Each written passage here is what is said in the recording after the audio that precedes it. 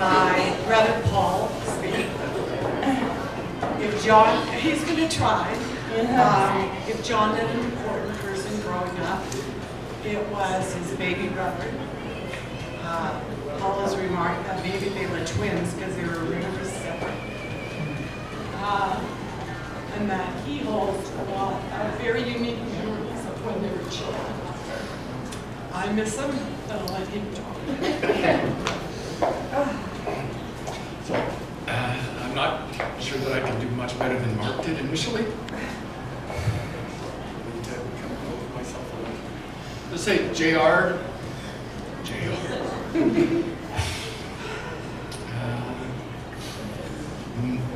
My very, very first memory was me standing up in a crib, looking out the window, because JR convinced me that if I could stand up in this window and look out the window long enough, it was Christmas Eve, we could see Santa Claus coming. Aww.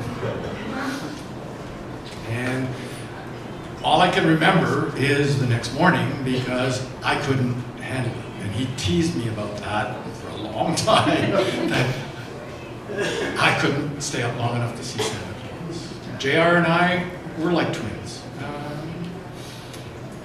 I was the better looking twin, as you can see in that picture.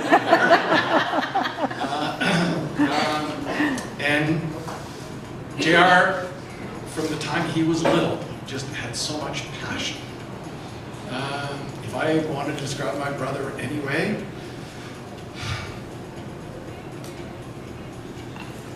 it'd be his passion for everything. He loved people. I used to follow him around like a little puppy dog, and he hated it. He used to bug me all the time and try to chase me away, but I wouldn't do it. And I was a little hellion, but I was quiet. I was the quiet one. If you get two twins together, they become so different. JR was the mouthpiece, and I was the muscle, kind of thing. There were many, many times us growing up in the neighborhood, we'd be playing, and John could meet anybody he wanted to. He'd walk into a room, and even if you were all strangers, he would know who you were, who your kids were, and as everyone here says, he would care deeply about each and every one of them as well. But many times, JR's talking, because he was, again, passionate, and as Mark indicated, he didn't stand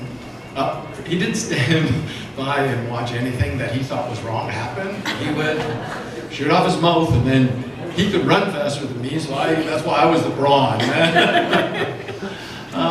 And it was different. I know my mother was a big part of both of our lives, and my father, but mostly our mother, because my dad, when we were young, he worked 3 jobs, he was never home.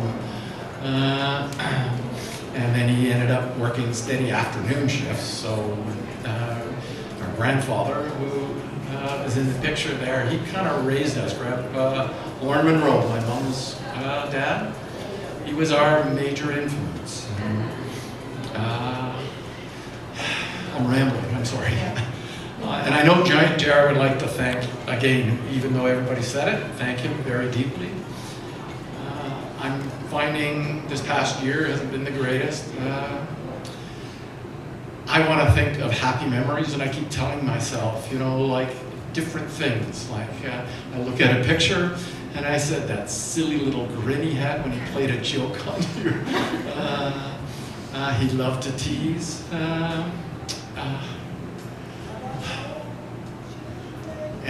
But they're almost like a frayed wire, and you get zapped, right? And you say, oh, you look at something, it could be just a picture, or a date, or a smile, or one of his grandchildren, or his kids, and they have that look, and it's a JR look, right?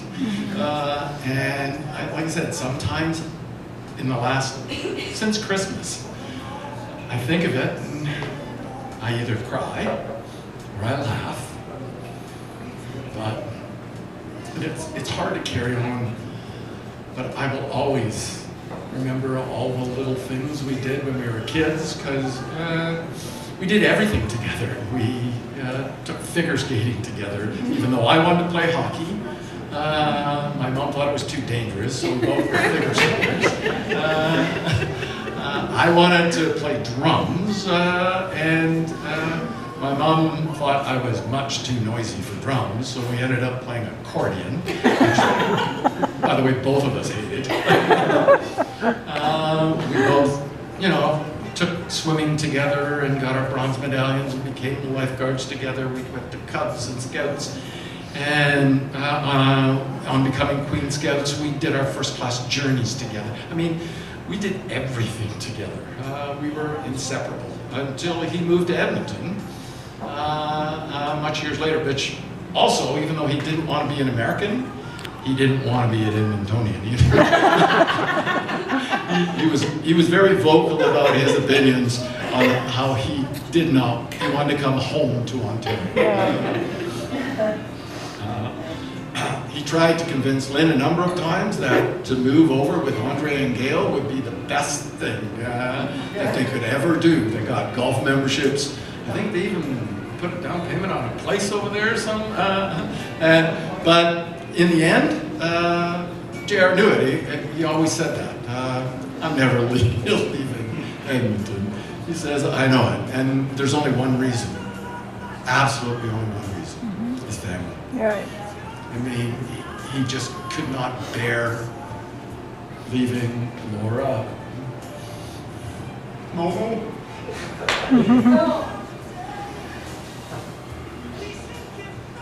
Mark. Georgia.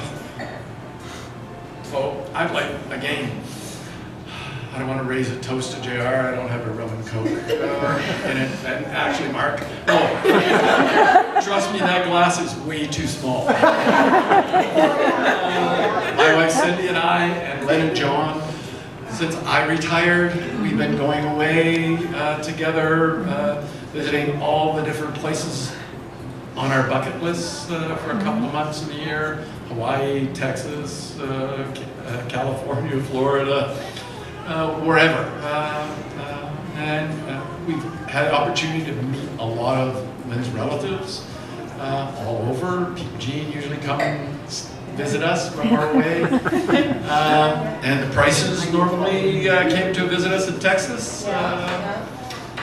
So that's been very good for me as well to get to know, because you are all family to us. And I want you to know that. I only have one other person to thank, and it's a special thanks.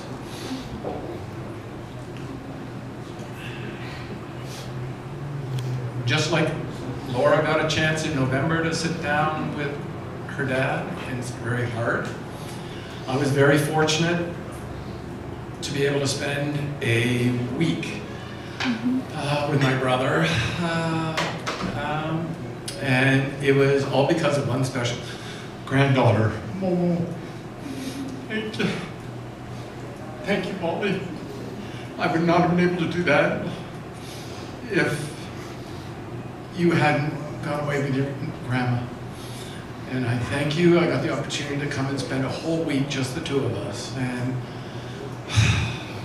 we laughed, we cried, we cooked, which is the other thing about JR. You know, JR, if you feed him something that he really likes, he will eat it to obsession and he'll start humming. So good. And so,